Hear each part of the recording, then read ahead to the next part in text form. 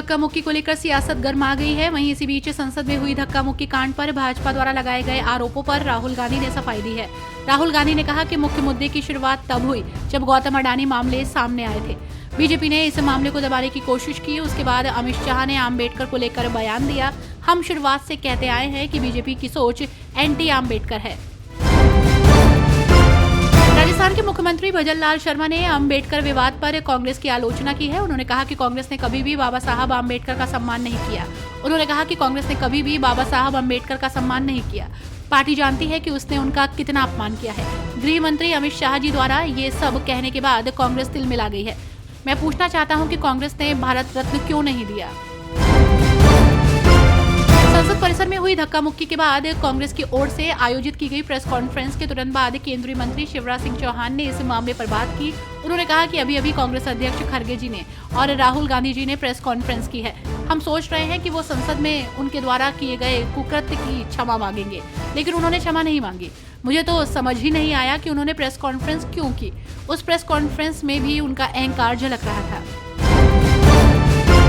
कांग्रेस सांसद प्रियंका गांधी वाड्रा ने कहा, राहुल जी डॉक्टर BR अम्बेडकर की तस्वीर लेकर और जय भीम का नारा लगाते हुए शांतिपूर्वक संसद में प्रवेश कर रहे थे। आप देख सकते हैं कि उन्हें अंदर जाने से किसने रोका। हम इतने दिनों से विरोध कर रहे हैं और हमेशा लोगों को रास्ता देते हैं। आज जब उन्होंने विरोध किया तो धक्का मुक्की हुई और ये गुंडागर्दी हुई। अब केवल अमित शाह जी को बचाने के लिए उन्होंने ये साजिश शुरू की है कि भैया ने किसी को धक्का दिया। मेरी आंखों के सामने खड़गे जी को धक्का दिया गया और वो जमीन पर गिर गए। BR अम्बेडकर को लेकर राज्यसभा में केंद्रीय गृह मंत्री अमित शाह के भाषण पर प्रतिक्रिया देते हुए TMC नेता सागरिका घोष ने माफी मांगने की मांग की है। उन्होंने अमित शाह के भाषण पर चिंता जताते हुए कहा कि लोकतंत्र सिर्फ एक सरकारी पहल नहीं है, बल्कि गरीबों और पिछड़ों के खिलाफ भेदभाव को खत्म करने में मदद करने का एक उपकरण है। लोकतंत्र कोई सरकार की पहल नहीं है, बल्कि जाति व्यवस्था और भेदभाव को खत्म करने का एक उपकरण है। अमित शाह को BR अम्बेडकर पर अपनी टिप्पणी के लिए माफी मांगनी चाहिए। घायल बीजेपी सांसदों पर बोलते हुए केंद्रीय मंत्री चिराग पासवान कहते हैं कि जिस तरह से विपक्ष के नेता उनकी पार्टी के सांसद, आप इसे अहंकार गुंडागर्दी कह सकते हैं। बीजेपी के सभी नेता आज सीढ़ियों पर अपनी बात रख रहे थे। आप भी रख रहे थे, अपने विचार सामने रखें, लेकिन आपने एक बुजुर्ग सांसद को धक्का दिया जो आपके आने पर तुरंत हिल नहीं सके। 2 सांसद इस समय अस्पताल में हैं। ये अहंकार बिल्कुल भी ठीक नहीं है। आप इस तरह से हिंसक नहीं हो सकते, बिल्कुल उचित नहीं है। महाराष्ट्र के नागपुर में विधानसभा का शीतकालीन सत्र चल रहा है। इस बीच विपक्ष के नेता अजीत पवार को परमानेंट डिप्टी CM कहकर तंज कस रहे हैं।